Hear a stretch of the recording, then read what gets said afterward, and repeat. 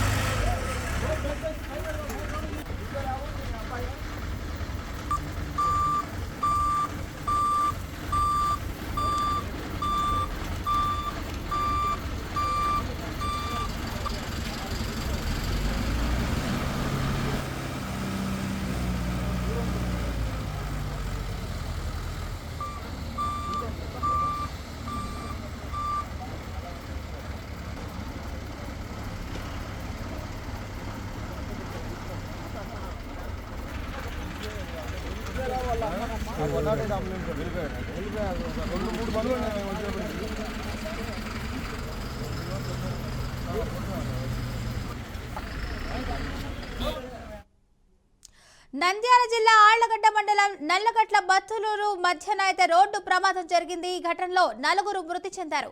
తిరుపతి నుంచి హైదరాబాద్ వెళ్తున్న కారు అదుపు తప్పి డివైడర్ ను దాటి ఎదురుగా వస్తున్న ప్రైవేట్ ట్రావెల్స్ బస్సును అయితే ఢీకొట్టింది. కారులో ఉన్న 4 అక్కడికక్కడే మృతి చెందగా మరో 2 అయితే తీవ్రంగా గాయపడ్డారు. క్షతగాత్రులను ప్రభుత్వ ఆసుపత్రికి తరలించారు. ఇక బస్సులోని ప్రయాణికులు అయితే క్షేమంగా బయటపడ్డారు. ప్రైవేట్ ట్రావెల్స్ బస్సు హైదరాబాద్ నుంచి పుదుచ్చేరికి అయితే వెళ్తుంది. ఇక ఇదే అంశానికి సంబంధించినటువంటి పూర్తి సమాచారాన్ని మా ప్రతినిధి బస్వరాజ్ అయితే అందిస్తారు. బస్వరాజ్, చెప్పండి, అప్డేట్స్ ఏంటి? ఫాతిమా, నంద్యాల జిల్లా ఆళ్లగడ్డ ఏదైతే నల్లగట్ల వద్ద ఈరోజు అల్లిమణ్యం ఘోర రోడ్డు ప్రమాదం చోటు చేసుకునింది. అంటే వేకోజామున కావడంతో అంటే ఏదైతే కడప నుంచి నంద్యాల వైపు వస్తున్న ఒక కారు అంటే అతివేగంతో వచ్చి డివైడర్ని ఢీకొట్టడం, ఆ తర్వాత ఎదురుగా వస్తున్న ఏదైతే కడప వైపు వెళ్తున్న ఒక ప్రైవేట్ ట్రావెల్ని ఢీకొట్టేసింది స్పీడ్గా వచ్చి. ఈ ప్రమాదంలో డ్రైవర్ కారులో ఉన్న 4 అక్కడికక్కడే దుర్మరణం పాలయ్యారు. బస్సులో ప్రయాణికులకు ఎవరికి ఎలాంటి ప్రమాదం లేకుండా కూడా కొంత ఉలిక్కిపాటు గురై ఆందోళన చెందిన పరిస్థితులు మనము చూసాము.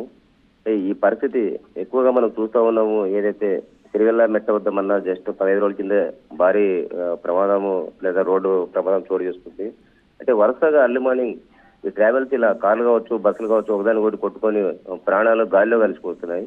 మరి ఈ విషయమై అంటే పోలీస్ యంత్రాంగం కావచ్చు, రోడ్డు ఏదైతే సేఫ్టీ సిబ్బంది కావచ్చు, అంటే స్టాప్ అండ్ వాష్ అని చెప్పి ఒక కార్యక్రమాన్ని కూడా ఇటీవల పోలీసులు పెట్టారు. అంటే ఏదైతే రాత్రి వేళ జర్నీ చేసే బస్సులు కావచ్చు, భారీ వాహనాలు కావచ్చు ఆపి అక్కడ డ్రైవర్ని అప్రమత్తం చేసి కొంత ముఖం కడిగించి ఆ తర్వాత మళ్ళీ బస్సులు పంపే పరిస్థితి పెట్టారు. ఈ కార్యక్రమం పెట్టారు. అయినా కూడా వరుసగా ప్రమాదాలు జరుగుతూ ఉన్నాయి. మరి ఈ రోడ్డు ప్రమాదాల వల్ల చాలా మంది అంటే కుటుంబ పెద్దలను కోల్పోయి దిక్కులేని కుటుంబాలుగా మారుతూ ఉన్నాయి. మరి ఈ వరుస ఘటనల పట్ల ప్రభుత్వం అయితే ఖచ్చితంగా చర్యలు తీసుకోవాలి. ఎందుకు ఇలా జరుగుతూ ఉంది? ప్రధానంగా రాత్రి వేళ అంటే మద్యం మత్తులో ఉంటారా, నిద్ర మత్తులో ఉంటారా, లేకపోతే అతి స్పీడా, ఏది అనేది అర్థం కాని పరిస్థితి. అంటే రెప్పపాటులో జరిగే ఈ ప్రమాదాలకు అనేక కారణాలు ఉన్నాయి. మానసిక ఒత్తిడి కావచ్చు, పని ఒత్తిడి కావచ్చు. కాబట్టి ఈ దిశగా ఏదైతే అంటే బస్సు యాజమాన్యాలు కావచ్చు, ఇతరత్ర భారీ వాహనాల యాజమాన్యాలు కావచ్చు, అదే ప్రభుత్వం కూడా కావచ్చు, డ్రైవర్ల పట్ల కొంచెం వహించి వాళ్ళకి ఒత్తిడి లేకుండా, అదేవిధంగా డ్రైవర్లు సరైన క్రమశిక్షణతో ఉన్నారా లేదో కూడా పరిశీలించాల్సిన అవసరం ఉంది. బట్ ఈ 4 దుర్మరణం పాలన వెంటనే పోలీసులు సమాచారం అందుకునే ఘటన స్థలం చేరుకున్నారు. అంటే వాళ్ళని ఏదైతే మరణించిన వాళ్ళని ఆసుపత్రికి తరలించడం జరిగింది. మరి పోలీసులు ఈ యాక్సిడెంట్ ఎలా జరిగింది ఏంటి అనేది విచారిస్తున్నారు. ఫాతిమా, మృతి చెందినటువంటి ఆ 4 అయితే ఏ ప్రాంతానికి చెందిన వారు బస్వరాజ్? వాళ్ళంతా కూడా ఏదైతే తిరుపతి నుంచి వస్తున్నట్లు తెలుస్తా ఉంది. అంటే హైదరాబాద్ వాసులుగా చెప్తా ఉన్నారు. అంటే పోలీసులు ఇంకా డీటెయిల్స్ గ్యాదర్ చేస్తున్న పనిలో ఉన్నారు. 4 కూడా అంటే ఒక కుటుంబానికి చెందిన వాళ్ళు ఏదో దైవ దర్శనానికి వెళ్ళి తిరిగి వస్తుండగా ఈ ఘోర ప్రమాదం జరిగినట్టు తెలుస్తా ఉంది. మరి ఆ మృతులు అంటే వాళ్ళ వివరాలు వాళ్ళు ఏంటి అనేది మనకు తెలియాల్సింది ఫాతిమా. గాయపడిన క్షతగాత్రుల పరిస్థితి ఏమంటారు? అంటే స్వల్ప గాయాలతో గాయపడిన వాళ్ళకి ఏదైతే నంద్యాల ప్రభుత్వ ఆసుపత్రిలో చికిత్స అంతా ఉంది, బట్ వాళ్ళు కోలుకుంటున్నట్లు మనకు తెలుస్తా ఉంది. అయితే అదేవిధంగా ఏదైతే బస్సులో ప్రయాణికులు కూడా సుమారుగా అప్పటికే 18 నుంచి 22 మంది వరకు ఉన్నట్లు మనకు తెలుస్తా ఉంది. అంటే వాళ్ళకు కూడా పెద్దగా ప్రమాదం లేకపోయినా కూడా ఏదైతే గత 2 నెలల క్రితం చూసాం, అంటే బస్సు దగ్ధమై 19 మంది సజీవ దహనమైన పరిస్థితి. సో అల్లిమనంగు ఏదైతే ప్రయాణికులు ప్రయాణం చేస్తుంటే లేదా ప్రజలు ఈ ప్రమాదాలు చూసినా లేదా తలుచుకున్నా లేదా పొరపాటున ఏదైనా బ్రేక్ పడి బస్సు సడన్ గా ఆగిపోయినా కూడా తీవ్ర కలత చెందే పరిస్థితులు, ఆందోళన చెందే పరిస్థితులు తెలుస్తా ఉన్నాయి. అంటే ఎప్పుడు ఏం జరుగుతుందో తెలియదు. ప్రమాదం జరుగుతుందా, కాలు ఇరుగుతుందా, చెయ్యి ఇరుగుతుందా, మొత్తం బస్సే తగలబడుతుందా ఏంటి అనేది అంటే ప్రాణాన్ని అరిచేతిలో పెట్టుకుని ప్రయాణాలు చేయాల్సిన ఒక దుస్థితి అయితే ఏర్పడింది. మరి ఈ ప్రమాదాల నివారణకు ప్రభుత్వం ఇప్పటిదాకా అయితే ఎలాంటి చర్యలు తీసుకున్నా కనిపించట్లేదు. మరి భవిష్యత్తులో ఏం చర్యలు తీసుకుంటుంది, అదేవిధంగా అంటే బస్ ఫిట్నెస్ కావచ్చు, ఇతరత్ర అంటే వాహనాలకు సంబంధించిన అనేక సర్టిఫికేట్లు తనిఖీలు చేసి గత 10-20 ఏళ్లుగా అవే పాత వాహనాలు లేదా రిజిస్ట్రేషన్ ఎక్కడో ఇతర రాష్ట్రాల్లో అక్కడ రిజిస్ట్రేషన్ ద్వారా ఇక్కడ నడుపుతున్నాయి లేదా అక్కడ అనుమతులు పొంది ఇక్కడ నడుపుతున్న వాహనాలు కూడా చాలా ఉన్నాయి బస్సులు. ఇలాంటి వాటిని అంటే అణువణువు గాలించి లేదా పక్కగా రికార్డ్స్ తనిఖీ చేసి ఆల్మోస్ట్ బస్సులు ఏదైతే భారీ వాహనాలు అంటే ప్రజాప్రతినిధులు లేదా ఎమ్మెల్యేలు, ఎంపీలు వారి తాలూకు ఉంటాయి కాబట్టి వారి పట్ల అధికారులు కూడా పెద్దగా చర్యలు తీసుకున్న పరిస్థితులు కనిపించట్లేదు.